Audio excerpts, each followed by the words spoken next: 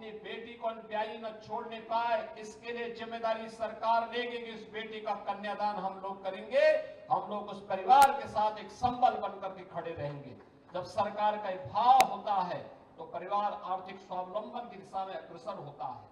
और इसी का परिणाम है कि पिछले 8 वर्ष में 6 करोड़ लोगों को गरीबी रेखा से ऊपर उठाने में हमें मदद मिली। इसी का परिणाम है 56 लाख गरीबों के घर में एक एक मकान बन गए। 2 करोड़ 61 लाख परिवारों के घर में एक एक शौचालय बन गए। 1 करोड़ 56 लाख परिवारों के घर में बिजली के फ्री में कनेक्शन उपलब्ध हो गए और 1,20,000 मजदूरों तक बिजली भी पहुंच गई। 15 करोड़ गरीब फ्री में राशन की सुविधा का लाभ प्राप्त कर रहा है। तो गांव-गांव में अच्छी सड़कों का जाल बिछ रहा है। आज जब जौनपुर में मैं आया हूं, जौनपुर का अपना इतिहास है। मुझे अच्छा लगा जब मैं यहां प्रदर्शनी देख रहा था।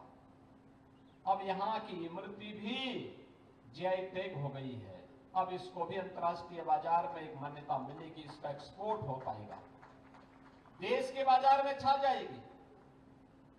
हमारा प्रयास होना चाहिए। कोई आता है आपके पास, आप कहीं जाते हैं तो गिफ्ट में यहां की इमरती ही दीजिए। बाजार से अन्य जगहों के सामान को वहां के लिए खरीदिए, लेकिन जब आपके यहां कोई अतिथि आता है, किसी के जन्मदिन में जा रहे हैं, किसी को गिफ्ट देना है, इमरती दीजिए। उसकी मिठास उसके जीवन में हमेशा घुली रहेगी। इत्र दीजिए, उसकी सुगंध जौनपुर के साथ जोड़ेगी। वो लोगों को बताएगी कि जौनपुर की प्रोडक्ट है, जौनपुर को पहचान दिलाएगी। जौनपुर की दर्री दीजिए जिससे उसको एक पहचान मिल सके। अपने जनपद को एक नई पहचान दिलानी है।